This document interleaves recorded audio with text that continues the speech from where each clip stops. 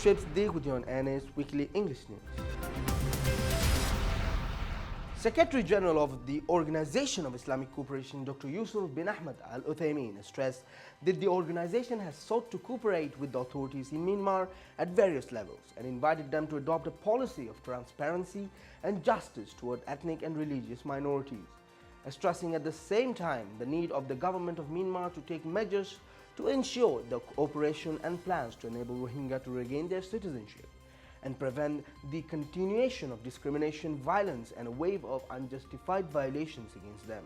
This came during the opening of the extraordinary session of the foreign ministers on the status of the Muslim Rohingya minority in Myanmar in the Malaysian capital of Kuala Lumpur, in the presence of His Excellency the Prime Minister of Malaysia, Datuk Seri Muhammad Najib bin Tun Abdul Razak expressed his appreciation for the government of Malaysia, the good initiative of the meeting and hosting this special session, pioneering the role he played in defying the deteriorating conditions Rohingya group, noting the contribution made by the Malaysia as well as several other members of the humanitarian aid and care for refugees to the countries.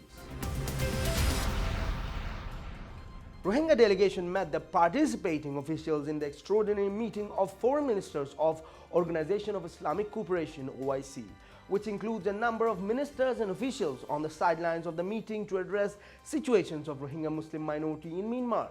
During the meetings, the delegation presented thanks and appreciation to the official participating in the meeting, and the president of the Global Rohingya Center GRC, Mr. Muhammad Alam Yassin, said, "We bring gratitude on behalf of Rohingya people to the Organization of Islamic Cooperation on their interest in the issue of Rohingya across all levels. And the extraordinary meeting is the biggest proof that of the great role played by the organization in the process of this case." Also, Yassin thanked all delegation from countries participated in the meeting, pointing to the importance of continuing to communicate with the government of Myanmar to get back Rohingya rights and stop killing, arson, rape and all form of violations against them, and added, "We are looking forward to the implementation of provision and decisions of the final statement of this important meeting." Yassin stressed that the Rohingya around the world are waiting and hopeful about this meeting and are waiting for the implementation of its provision on the ground. Indonesia has handed over humanitarian aid for the residents of the Arakan state to the Burmese government on 21st January. The handover ceremony was held at the meeting hall of Arakan state government in Sittwe. "We are grateful to the Union Burmese government and the Arakan state government for allowing us to deliver the humanitarian aid to the residents in the Arakan state.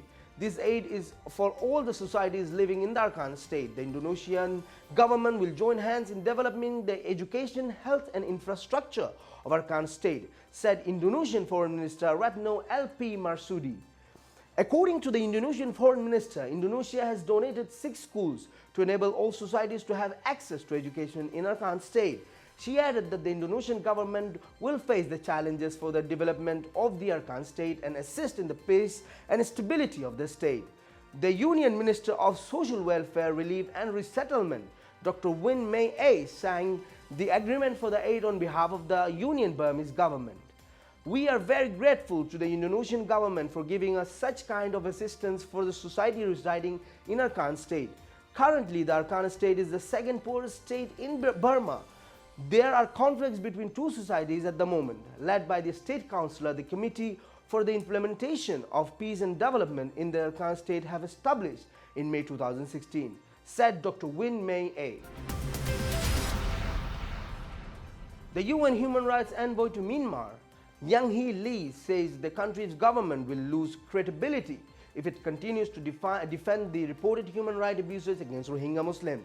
Speaking at a news briefing held in Yangon at the end of her 12-day visit to the country, Lee said the Myanmar government, led by Nobel Peace Prize laureate Aung San Suu Kyi, could appear less and less credible if it continues being defensive in response to allegations of persistently reported serious human rights violations. Lee arrived in Myanmar on January 8 to assess the recent development in human rights situation in the country, especially in conflict-riddled Arakan state. Human rights abuses by the security forces were reported there as the military conducts clearance operations following the coordinated attacks by hundreds of Muslims in the area on the border guard outpost that left 9 police officers dead. It was the fifth visit by the 60-year-old South Korean university professor since she became a special rapporteur on the human rights situation in Myanmar in 2014.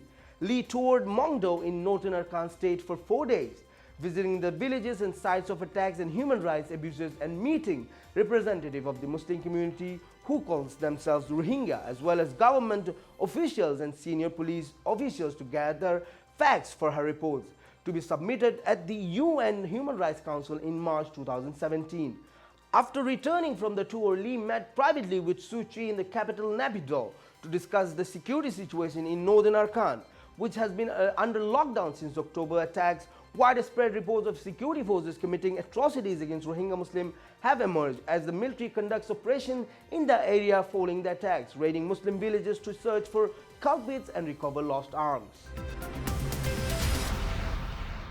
Rohingya elderly man was killed after the illness after he was arrested and kept in custody for 5 days in the state of Arakan in Myanmar. A reporter of Arakan news agency told that the old man from the Shab Bazar village, one of the villages in Budidong, was arrested on the 4th of this month along with other men were imprisoned in the courtyard of the village school without any charges at a time when the village going through a wave of severe seasonal cold. The correspondent added that the cold wave caused exposure to seasonal diseases. It is noteworthy such arbitrary arrest and the use of a school for the imprisonment without any justification has thrived in recent times in several areas of Arakan state. And now to our international segment.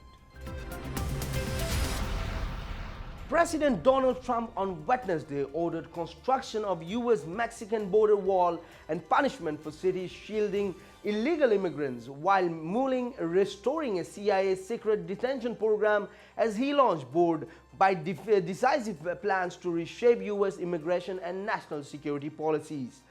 A draft executive order seen by the Reuters that Trump is expected to sign in the coming days would block the entry of refugees from war-torn Syria and suspend the entry of any immigrants from Muslim-majority Middle Eastern and African countries such as Syria, Sudan, Somalia, Iraq, Iran, Libya and Yemen, while permanent rules are studied.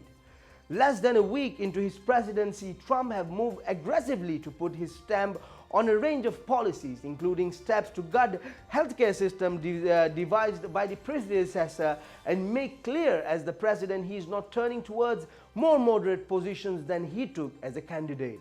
His directives on Wednesday signal a tough action towards roughly 11 million illegal immigrants already in the United States, most from Latin America, whom he already has threatened to deport. Thank you for watching these ships. Hope to see you very soon with more news.